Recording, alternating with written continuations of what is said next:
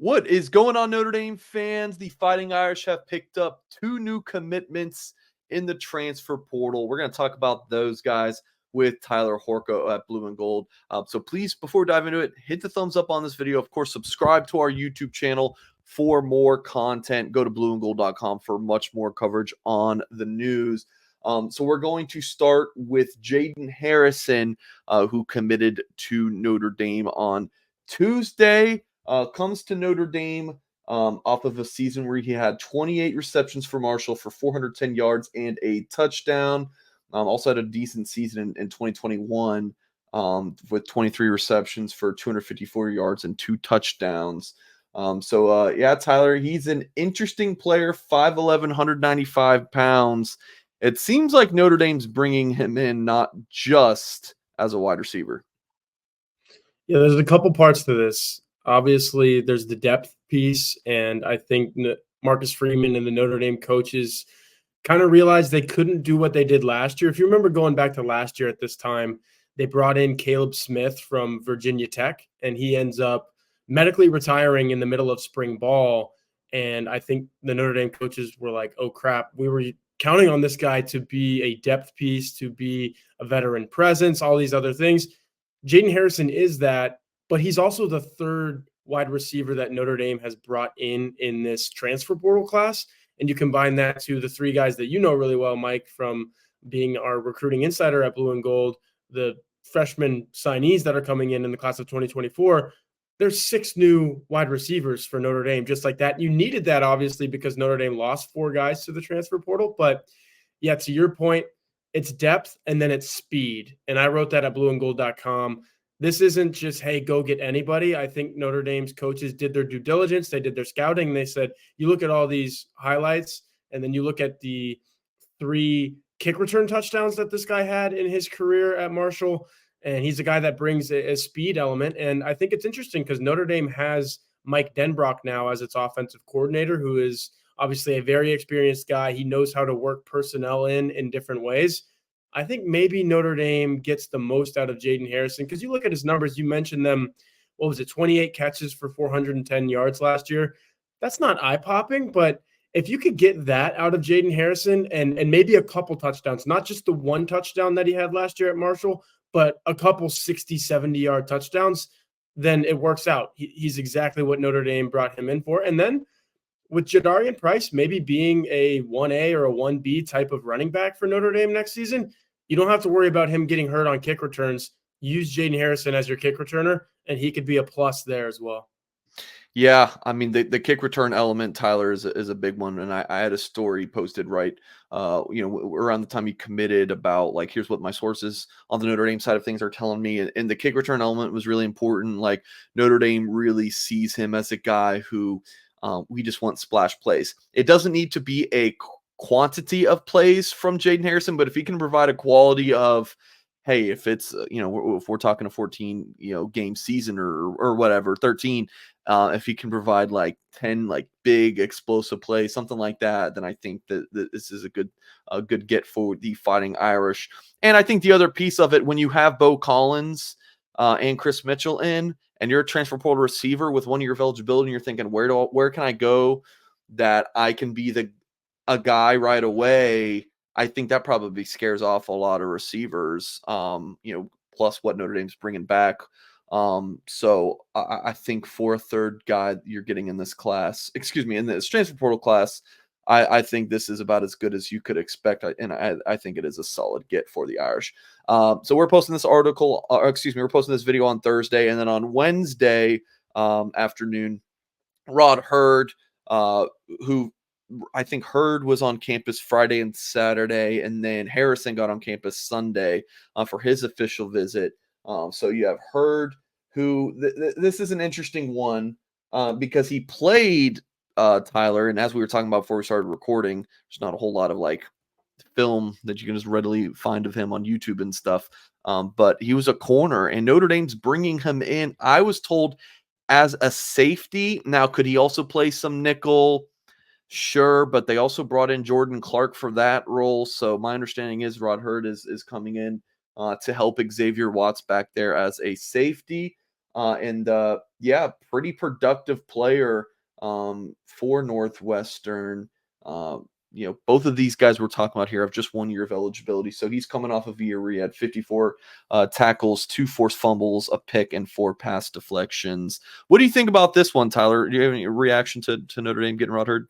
Yeah, this one is experience, experience, experience. He's going to be a sixth-year player in 2024. And this past season in 2023, can't remember the number off the top of my head. Go to blueandgold.com and the premium article that we wrote about him. I think it was somewhere around 850 snaps, defensive snaps that he played for Northwestern this past season.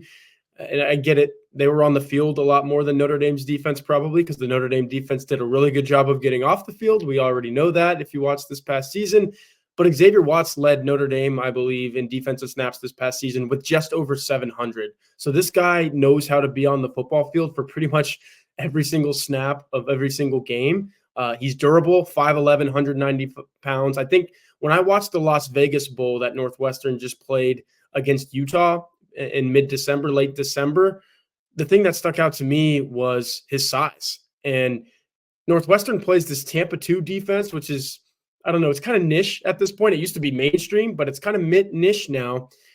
They lined him up as one of the 3 linebackers in a lot of cases just because they couldn't take him off the field. You had those 2 safeties and two true corners, and then it's a 4-3 look with 4 defensive linemen, 3 linebackers. I saw Northwestern, and again, this was just me watching the Las Vegas Bowl. I noticed they said, we cannot take Rod Heard off the field. He's one of our best tacklers. He's one of our best defenders. They just kind of slid him to the inside, and he flanked that middle linebacker. And the Tampa 2, obviously, the linebacker drops and plays a safety role almost. And then Rod Heard was kind of covering the flat, covering the underneath stuff, just because they know that he's a sure tackler. So that's to your point, Mike, when you say that Notre Dame wants to bring him in as a safety, I can see it because he's such a good, sure-handed tackler. And if he's out there in open space, then he's going to make that play for Notre Dame. But again, I didn't see as much coverage stuff in that Las Vegas Bowl that I watched because Utah's offense was just a shell of itself during bowl season. But like you said, Mike, there was 850 snaps of him on defense for Northwestern this past season. I think he played close to 600 as a true slot corner. So he knows how to cover because he played cornerback. And then with the things that I saw in that Las Vegas Bowl, I think he could play safety as well. It's a good pickup for Notre Dame. All right, the last thing I want to touch on here, Tyler, was just the scholarship chart. And I know you man this at Blue and Gold, and you haven't got to update it yet. At the time of taking this, recording this video, you haven't been able to add Heard yet here. So it will be 7 safeties, and you just see this void here of the sophomores and juniors. It's just all freshmen, and then you got Xavier Watts, and then Rod Heard will slot around right here as well. And then you see, Mike Mickens has been here, since the 2020 season, I believe. And that cornerback room, that is beautiful what you see there on the screen. It's a strong corner room. So just thoughts on the scholarship chart right now, where kind of Notre Dame stands with these numbers? Yeah, first thought is thanks for reminding me to update this chart. It's the first thing I'm going to do after we finish recording this. So by the time that you're watching this, if you go to blueandgold.com and you click on that scholarship chart, it will have been updated.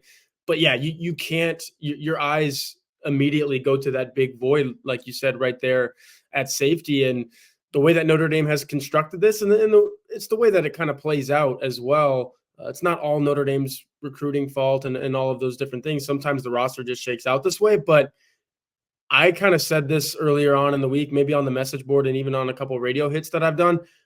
I think that the Notre Dame safety position, and it kind of looked like this in 2023 as well with DJ Brown and Xavier Watts, it's going to look a lot like the Notre Dame linebacker position of the last few seasons where you only saw J.D. Bertrand and you only saw Maris Liufau. If everybody stays healthy and all things go according to Notre Dame's plan, I think you're going to see a lot of Xavier Watts and you're going to see a lot of Rod Heard at those 2 safety positions. And then you hope that some of those younger guys in that column that you guys are seeing right there step up. Is it a Don Schuler? Is it Ben Minnick? Mike, you would know better than I would if it would be any of those true freshmen, Tay Johnson, Tabron Benny Powell, Kennedy Urlacher. Like, I think those guys have a season like Ben Minnick and a Don Schuler this past season where you don't see him on defense a whole lot. So if I was picking anyone from that left-hand column there, the guys with 4 years of eligibility left who can kind of play a supplementary role at safety, it'd probably be a Don Schuler. And the reason I say that is in that Sun Bowl in El Paso, you're allowed to play as many snaps as you want, and it doesn't affect your redshirt season. Mike, on special teams and even a little bit on defense, we saw a lot of a Don Schuler. To me, that was the Notre Dame coaching staff telling us, hey, this guy's going to take a step as a sophomore. Yeah. So you do mention like the void there of the 2 blocks. I mean, Schuler and Minnick are going in their second year. They're sophomores, but that's 4 years of playing eligibilities, that column that we see. I mean, Tay Johnson, mostly a offensive player in high schools, kind of a projected safety. Benny Pallin, Urlacher, more box, like, tackling safety, like strong safety guys. So I like the shout of Schuler. I think he can kind of do it all. And then Ben Minnick kind of as an X factor there. And I would also mention, look at the corners. There are some guys who I think have the physical tools to play safety. And I would throw in Chance Tucker in there, Leonard Moore, Hobbs, even the true freshman coming in. Heck, even Christian Gray. I've seen him kind of play some of that, that role in 7-on-7 stuff in the past. So, I mean, they definitely have options. Most of those guys I just mentioned would be much better corners and safeties, in my opinion, but they have options there if something, were to hit the fan or things don't work out. So that's going to do it for this video, folks. Please hit the thumbs up on it. Subscribe to our channel. Go to blueandgold.com for so much more. Appreciate you all for watching. And as always, we will catch you next time.